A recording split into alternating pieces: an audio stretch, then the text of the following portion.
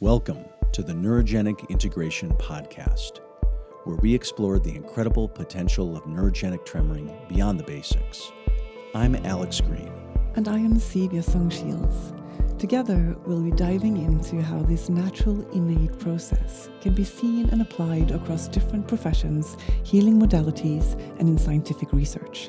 Whether you're a practitioner, a coach, a therapist, a body worker, or a researcher, this podcast is for you.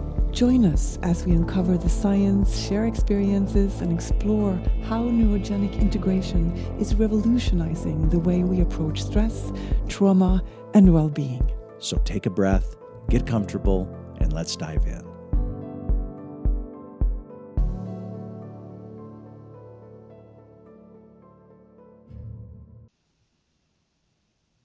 All right, welcome everybody. I'm excited to be sitting down this afternoon with Jenna Anderson. And Jenna is a colleague and friend who I've known going on probably since about the pandemic. And Jenna is a TRE provider, craniosacral therapist, SSP, safe and sound listening practitioner, a whole bunch of things other than that. And Jenna has been a key facilitator and participant in the neurogenic integration community as we have developed this year, 2025, and kind of gotten things off the ground a bit more formally. And she was a part of a facilitator in the leading up to this year when we were a bit more informal in the neurogenic integration. I think we called it the Neurogenic Tremoring Lab at that point. So in any case, it's been my pleasure to know and work with Jenna for a while.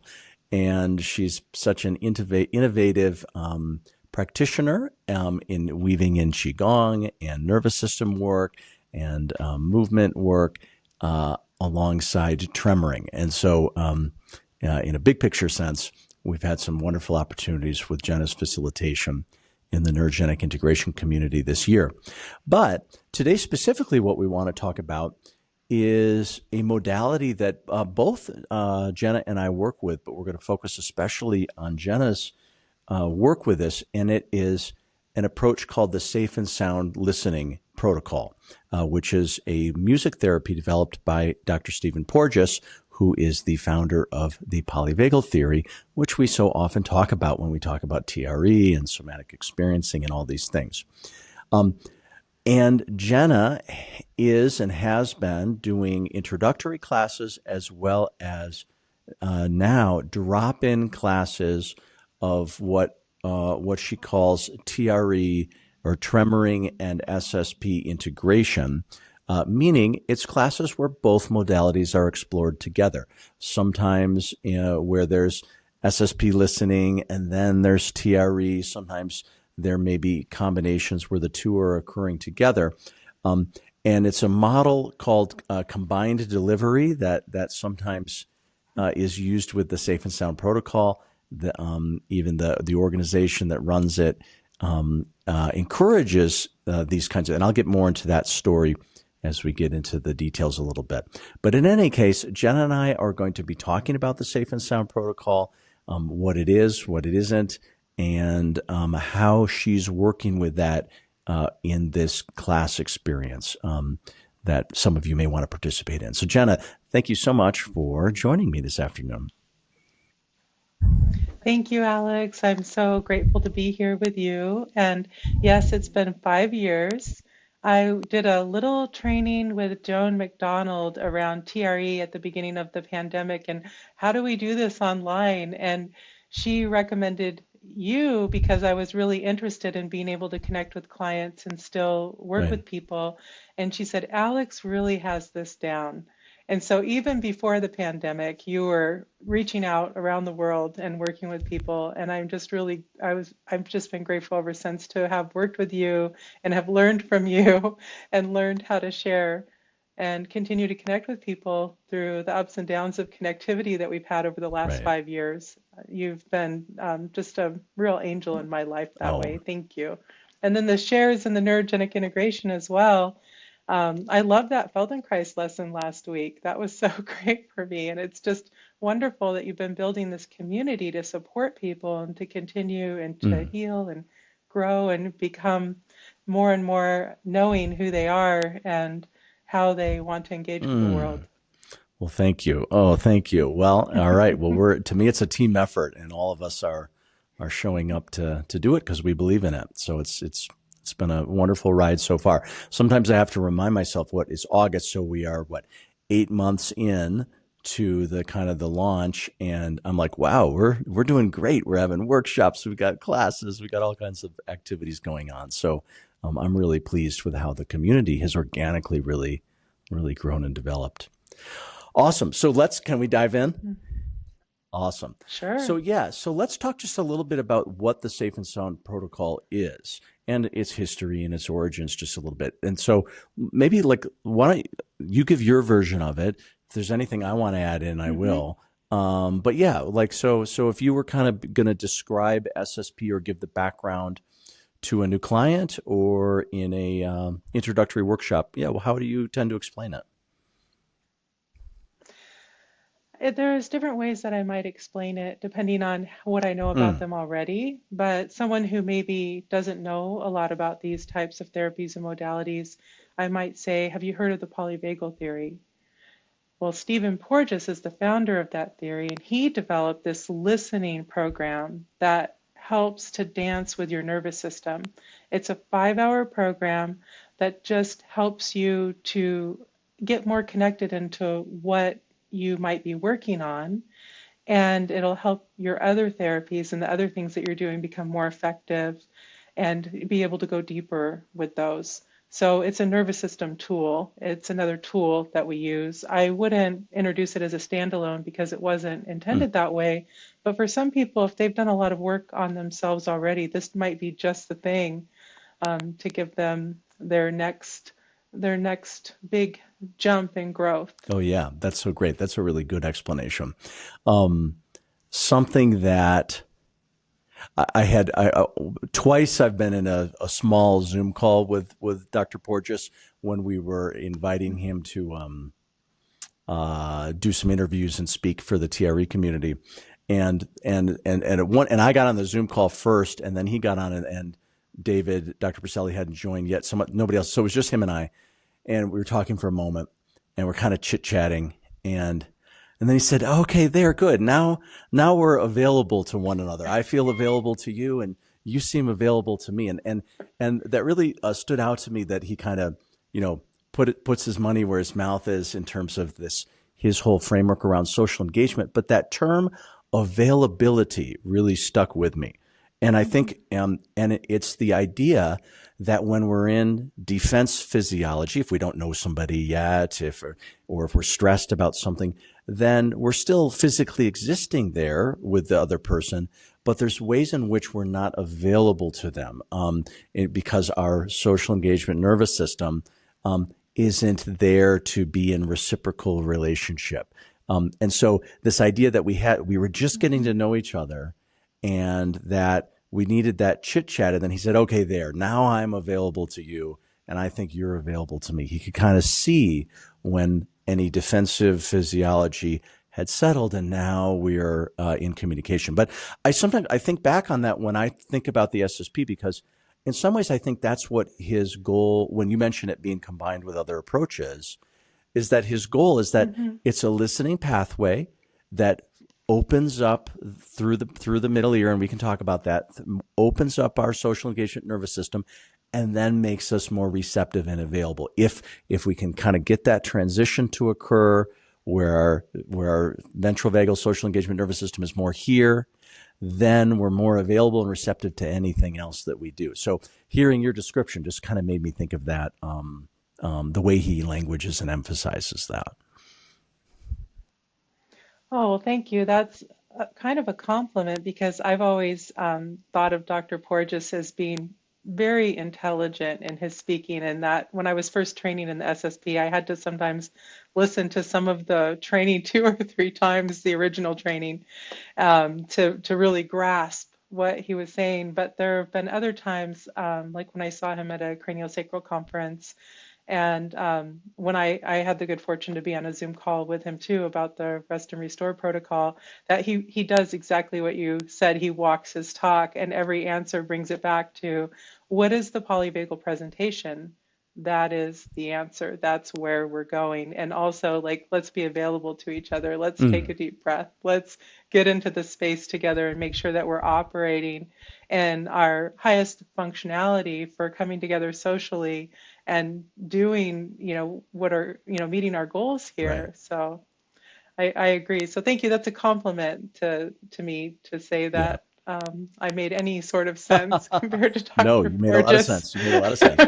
Um, what do you know about the history and the development of the SSP? Like, he kind of originally, I think it was intended for a sort of a smaller audience, like children and with maybe an autism focus, but then it's broadened a lot after that. Can you share a little bit about that timeline? Yeah, a little bit. To me, I just know tidbits, and I know that there have been different intentions over the years. Like initially, it was 1 hour a day for 5 days in a row. That's how it Yeah. started out, and then there was a learning pretty quickly that people responded differently and needed more integration time. And there's even people now who do microdosing of the Yep. SSP and work with it that way with the other modalities. And and I know that there's at least 10,000 providers around the world Yep. now. And so we've gone from this small, very specific use of the SSP to people using it for just about everything around the world. And that's because our nervous systems are so unique that when you have your nervous system working a little better, it can Yeah. affect anything in the body, any part of our physiology. So Hmm. I don't know that I Yeah. can talk to more about that. I mean, I think I was introduced to the Safe and Sound in about 2017 Hmm. originally. I have a relative that's a mental health counselor, and I'd also heard of it in other places. And he said that I should just go get trained because he wasn't going to be, he loved it, but he was just so busy at that time with his regular Mm. program that he wasn't going to be offering it. And so I went and did the initial training. I know the training's been updated since then. I've updated the training, but I'm not. I know the polyvagal theory has probably been around for about 30 Mm. years now, but I'm not exactly sure what Yeah, yeah. happened between there. There was an integrated listening systems process that I'm not part Sure. of. So, Yeah. yeah, Yeah, yeah. no, but I think you're absolutely right. Well, and I think it's, have you gotten the new book? Yeah, I yeah. have read So, I that, mean, yes. um, Unite, the website that hosts the SSP, to me, they've always done a good job of, having really useful information on their website. What I really am impressed by, and I want us to do this in the TRE world as well, is the case studies. The case studies that are very well documented and written that are showing the lots of different use cases, from misophonia, Mhm. being sensitive to sound, to long COVID case studies, anxiety, depression. Um, I have learned a lot by just paying attention to some of these, different case studies, and that's actually, I was on the airplane reading this book a few weeks ago, and they kind of went into the science in a nice way, which is great, but I kind of know that by now. And but yeah, it was sort of as they discussed the continued broadening of the use that we're starting to see that it's as you say, has far-reaching benefits, because nervous shifting states in the nervous system is a precursor to so many other shifts, whether that's physical, health related, mental, psycho-emotional. There's so many different things. Well, let's talk a little bit about not the class yet, but your, Mhm. maybe more of your one-on-one use of the SSP. Um, who are the kinds of people what are the kinds of situations when you're likely to use it? Is this people with, yeah, who are the people where you think, hey, let's give this a try? I get referrals a lot from naturopathic doctors and chiropractors and other providers that say, hey, go see Jenna. Ask her about Safe and Sound. And then so I'll bring them in and I'll usually do a physical assessment as well and some body work and kind of see Yeah. what I notice in their body there and if it seems appropriate to help them with their ventrovagal system. And then I'll do some initial listening in the office, and some people will go ahead and go remote pretty quickly. Again, a lot of my clients are working on more than one modality. So they're well supported and they've tried a lot of things. And some people will choose to continue to see me every week or so in between to get updates and all types of situations. Injury recovery when it's not going Yeah. as planned. A lot of people with all kinds of stress, family stress, job stress, um, people having a hard time engaging in work, engaging with their family, auditory sensitivities, all types of craniosacral challenges. And when we, bring the nervous system into a different level of flexibility and resilience, then the body responds better physiologically to the treatment. So there's just many, Cool. many different Totally. uses for it. And, there is an assessment of seeing, how available and interested they are Hmm. in listening. If with, using headphones or if we're going to put them on stereo speakers for the program, what kind of time they can carve out in their life to have Hmm. a session of listening. And so that's another reason why it works so well with TRE, because if they're already making time for their tremor practice, then sometimes we can piggyback on that with the listening therapy Totally. too. Um, can you speak a little bit about, in my mind, there's actually a whole wide world of therapeutic music. There's binaural beats. There's hemisync. There's people doing very, very interesting work with brainwave entrainment and bilateral stimulation. Some of which you can get on Spotify and Apple Music and stuff. And SSP isn't like that. You have to access it through a particular app, and it's not. But could you share a little bit? What are the differences with the SSP as compared to some of these other therapeutic, more widely available therapeutic listening?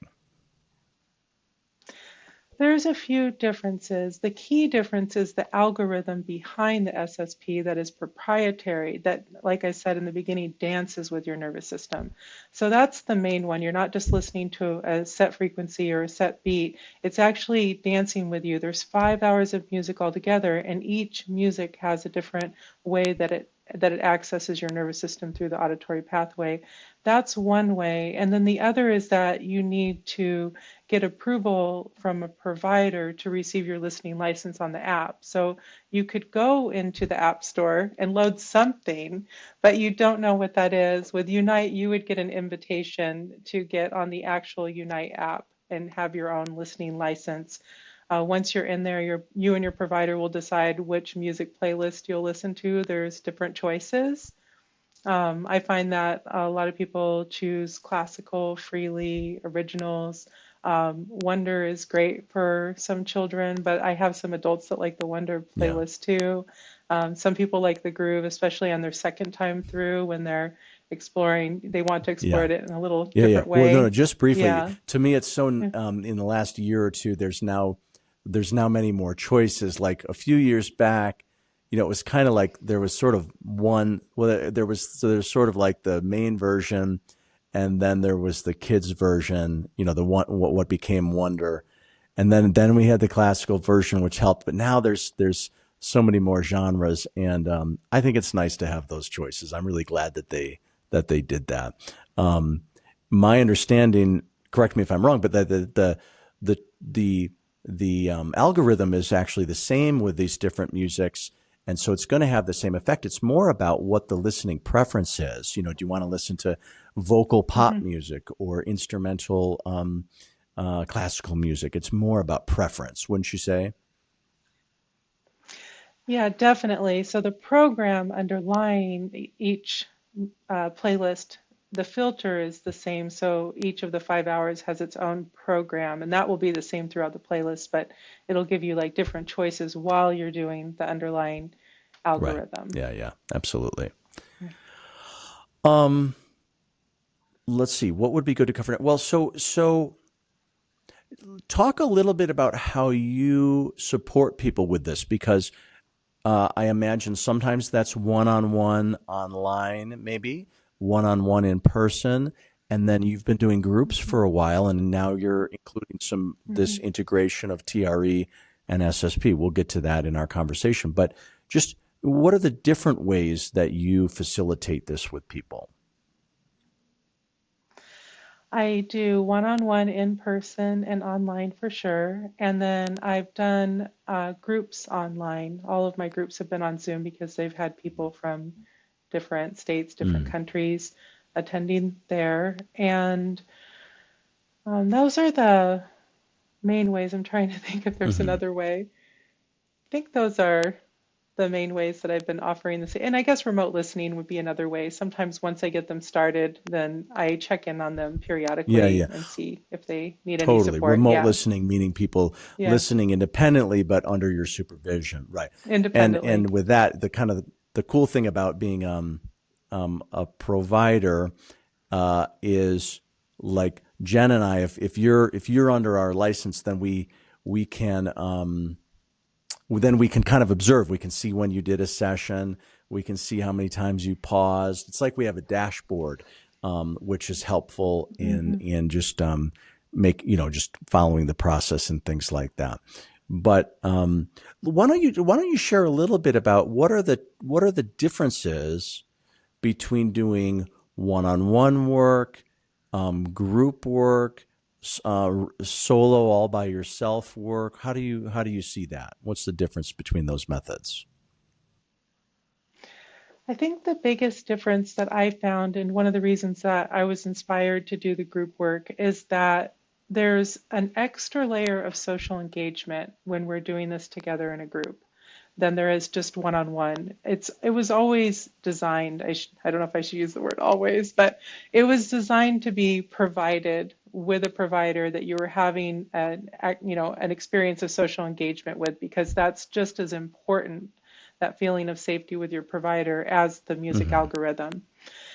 And having a small group where we create community, that is just another layer of support. So of course, people expect to be held and nurtured by their provider, by their chosen provider that's going on this journey with them. But then having a community hold and support you is just another layer that I find for many people is very therapeutic and just what they need, especially if they are more isolated. And they can be around people all day long and still feel isolated with what they're working on. Yeah. Yeah. Well, so what is the flow of a group class like? Like, what are you finding so far as you do groups that are not, even as you're starting to weave in TRE and the listening? Well, what are you seeing so far, and how it's going? Yeah, so I've done groups anywhere from 3 weeks long to 10 weeks long. I really up to 12 weeks, because at the end we went every other week because of holidays. And this fall I'll probably do about a 5-week group. I feel like 3 weeks is just a little bit short. And the times that I've done 3-week groups, it's typically with another coach that is just bringing me in to do the SSP part of a greater experience of modalities. So that was okay, but I think 5 weeks will be nice. We'll start off just, answering all the basic questions about the different ways people can listen, what to do and not to do when you're listening. I'll start introducing, usually breath work is where we'll start, because that's kind of one of the quickest, easiest ways to affect your nervous system. So I want to make sure that people are comfortable experiencing different types of breath, and they have one that's readily available in their toolkit. So I'll usually start there. We'll cover we'll cover some of the nerves that are involved and learn a little bit more about that. a lot of somatic tools in the groups because it's an experiment where I'll usually bring 3 to 5 a week in the groups so that people can try different things because not everything works for everybody. So we want to make sure that they're finding activities that are useful for them. And we get a little, the sharing gets a little bigger as we go on. Initially, it's not as much because sometimes people are coming to these groups and they haven't felt comfortable with social engagement at all, which is why they're, doing the safe and sound protocol, but they're ready to take that next step. So we want to do that in a gentle way. Yeah, that's wonderful. Well, so then for the Tuesday class that you have begun alternating Tuesdays on the Neurogenic Integration website, can you give us just the general details, the times, the duration, what getting started looks like if somebody, what's the onboarding process? Because they need to become a subscriber to the SSP license and all that. So just sort of talk that through because I think it's some people haven't it's been a little confusing for a few of the people. So let's make it as clear as we can. Thank you, Alex. I really appreciate this opportunity to clarify because number one, I didn't want to turn anybody away if they're showing up and finding the time useful to be there because I will have some sort of inspiration at the beginning that I'll do my best to record so that people can keep up when they're not there. And that would be useful to most people. We will have a shake, and if they're already part of the neurogenic integration community, that will be useful to them. But the listening piece does require some extra steps because we would need to do an intake with them to make sure, it's the right time for them to get started with that, and then do payment for the license, get the license loaded on either their tablet or their phone, whatever device they're going to be using. Make sure they have, the right headphones or stereo speakers or some way to get the delivery in the purest form possible because it does matter with the music that it's not filtered in addition to it's the intended filter. You don't want an extra filter. You want the intended filter. We don't want an extra filter. Yeah, and so just getting them set up that way. And then we're having it every other Tuesday, 9 a.m. Pacific, so that would be 10 Mountain, and I believe I think it's 6 p.m. 7 in Paris, Oslo. Yeah. Yeah, maybe 5 p.m. in London. I forget. Yeah. Okay, great. Yeah, so, and the intention is to have it every other week. So there's an ongoing place that people can drop in and get support as their experience with the music changes. Because typically people will start off listening to a certain amount, and then that will change depending on how it's going as they change with the program. Yeah. Oh, very cool. And is the intention, so if somebody gets the license, onboards with you one-on-one, gets set up, gets the app going, and now they start joining the Tuesday class, can they be doing some listening in between, or is that a case-by-case situation? How does that part work?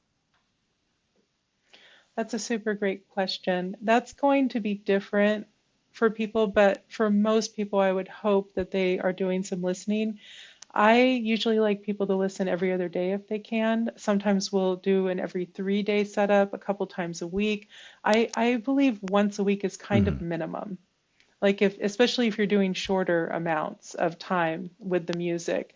And beyond that, it just seems like we'd be almost starting over if we were only listening once every 2 weeks. So an option would be that they could do a short, like half hour in between with me if they wanted to be supervised all the time, which some people do, or they could just try a shorter amount on their own after we've determined that, they had a good response to 5 minutes together. Maybe they just try a minute or 2 or 3 minutes on their own in between. But usually once a week, every other day is great because that gives you a day between to see how you're doing. And some people work up to every day. And then at some point, well, if somebody was doing it every other day or every day, or then, it's 5 hours of music is a lot, but it's also not a ton. What happens when somebody reaches the end of a 5 hour, they've gone through the 5 hours? What do you encourage in terms of taking a pause, or what's your thought on that? There's a few different directions we could go. It's really going to be individual at that point. And I find that most people have an idea of what they want to do. Like they don't want to set it down just yet because maybe they're feeling change and they still want to keep going. So one option is they start a new playlist at the beginning. Another option is they redo hour 5. Another option is they do the balance playlist. Maybe they're in a situation where we do a round of the rest and restore protocol and work with that Yeah. for a while. So there are lots of options for them when they get to the end of hour 5. And some people will do that sooner more than other people. And then I even have options that I explain in my group if they're moving through more slowly, so we can get them a taste of each hour. But I have like specific parameters that I use if we're going to move them through the 5 hours more quickly with smaller doses before they do the whole 5 Hmm. hours again. So there are so many choices. There are almost as many Yeah, yeah, choices as there are, types of yeah, people that yeah. are using the protocol. Great. Um, Perfect. Uh, yeah, in some ways, I feel like that's clarifying for sort of how that class works. So that will be good to Hmm. help get this information out there.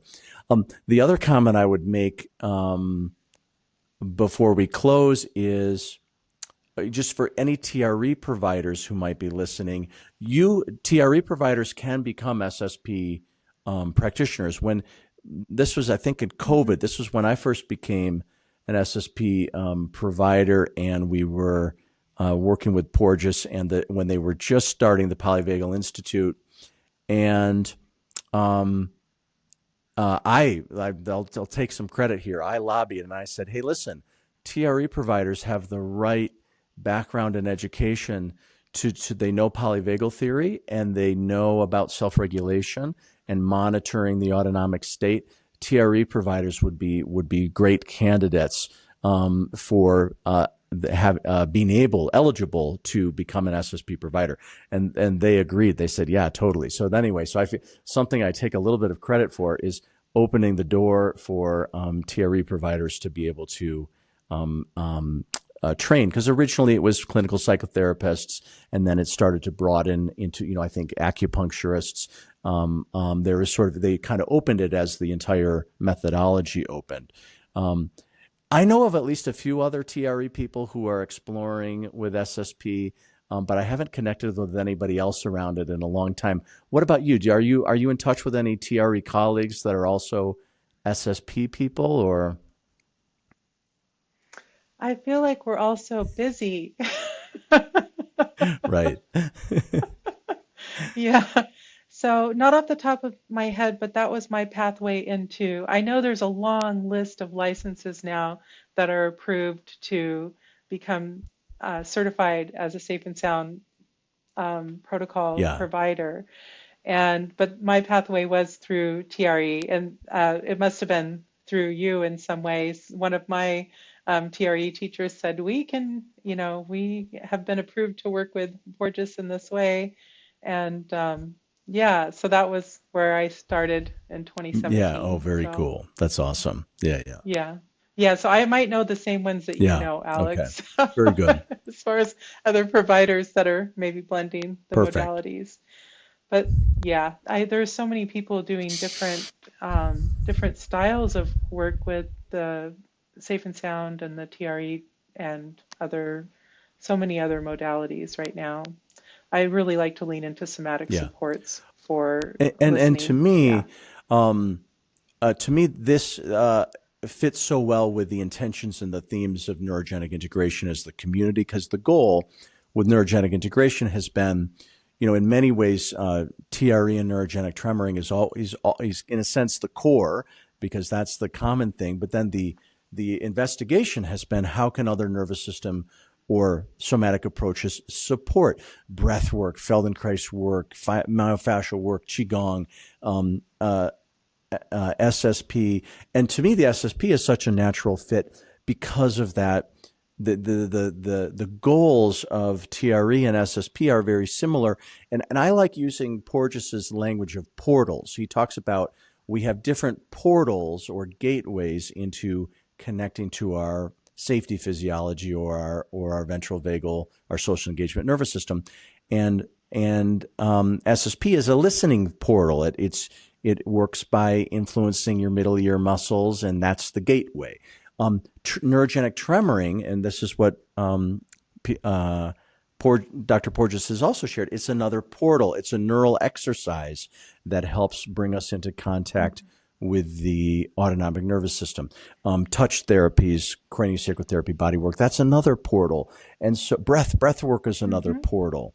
But what I like about the combination of TRE and SSP is that they really share the same language by being so rooted in a polyvagal awareness, being rooted in the principles of self-regulation, being rooted in the principles of tracking autonomic state, that we can see them as just very, very complementary. And so I'm so happy that you're providing this ongoing container, because my expectation is that there'll be a big amplification, that by doing the combined delivery, if you're a TRE person and you're doing SSP, I think the benefits of both are, for many people anyway, are going to get amplified. So that's cool. Wonderful.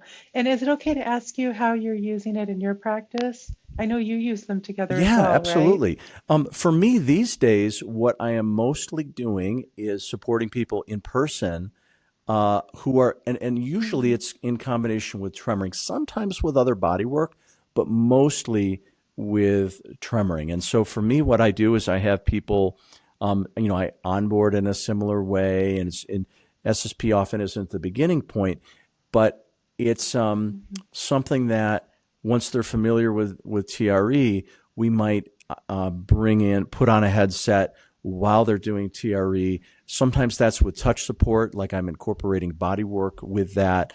Other times it's just sort of independent. And my experience so far is that synergy is really helping. That they're noticing even before they start to tremor, and they do kind of a body scan, and they're listening even before they've entered tremoring. People often will report that they can start to notice kind of a shift in a down regulation, a softening in the body, which then just leads right into a tremoring session that more of them is available sometimes to the tremoring. So I'm a little newer in this particular way I'm using it right now. Maybe 6 months in with several clients who I'm kind of following this along, but so far I'm very pleased with the results, and I want to. In fact, I want to do more of it. Yeah.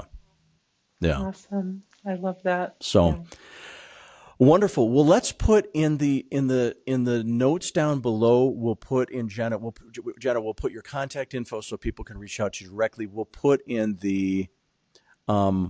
We're going to put a specific website, a landing page about this class on the Neurogenic Integration website, so that information is clearly available there. We'll put that in the notes down below as well. So it'll be easy to connect with Jenna if you are wanting to explore this intersection for yourself. So just reach out. She's you're busy, but hopefully you're not too busy. You're still available for more people.